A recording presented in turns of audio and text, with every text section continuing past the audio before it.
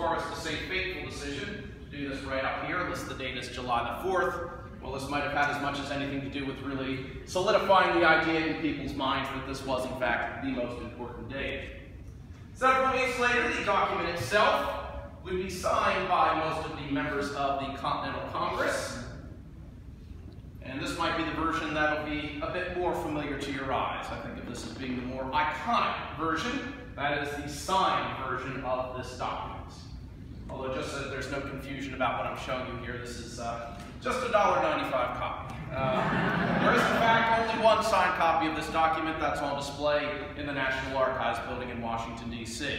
But names such as Jefferson and Adams, also Roger Sherman, of course John Hancock, tough to miss that signature there, Pennsylvania's own Benjamin Franklin, 56 names in all are going to go on this document, which would eventually come to be regarded as our nation's birth certificate.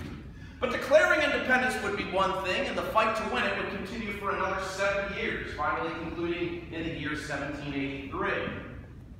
But at this point, even though the military conflict was behind them, Americans' problems were really quite far from being so. And if you had asked most Americans at this point what exactly it was they had achieved with their independence, a likely answer that you would have gotten was that they had won their freedom to be 13 independent states, as opposed to one singular sovereign independent nation.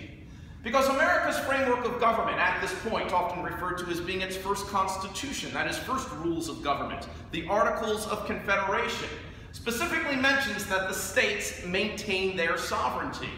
Now, under the terms of the Articles of Confederation, there was in fact a centralized government, but it was really left quite weak.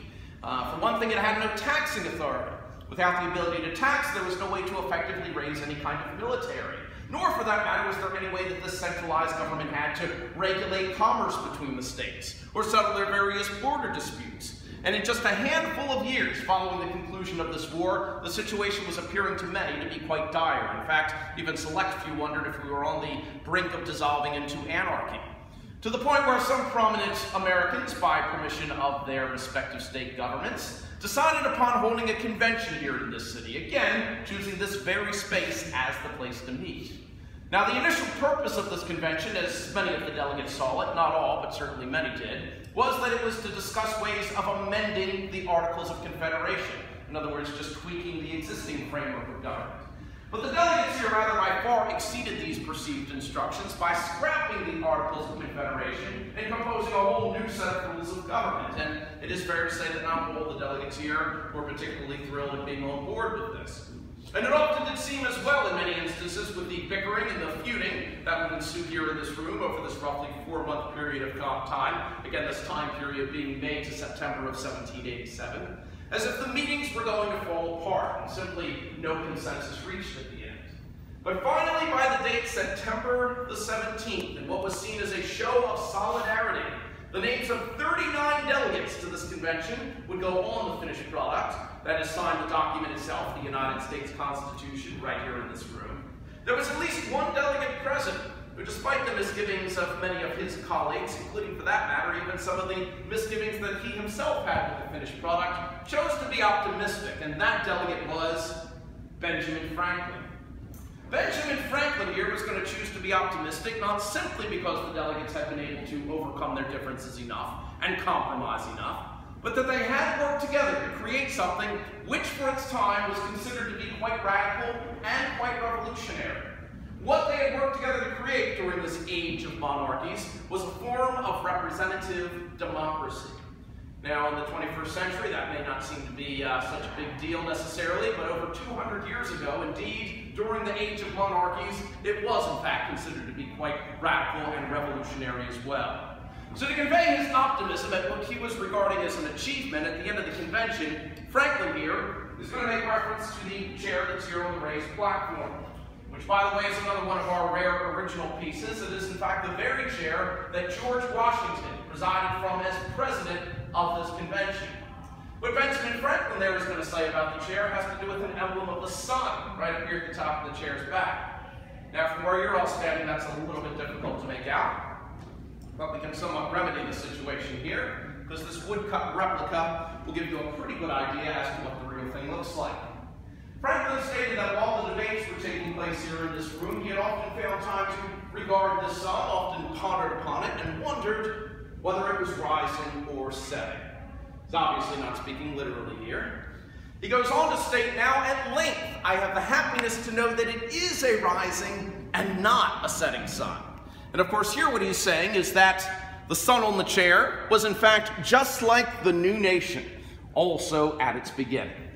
And indeed, it was the beginning of a new nation, but ladies and gentlemen, this is an event that would have a worldwide impact. Today, approximately 60% of the world's peoples live in some form of constitutional democracy. And certainly it must be said that what took place here over 200 years ago really does constitute an indispensable chapter in making that a reality.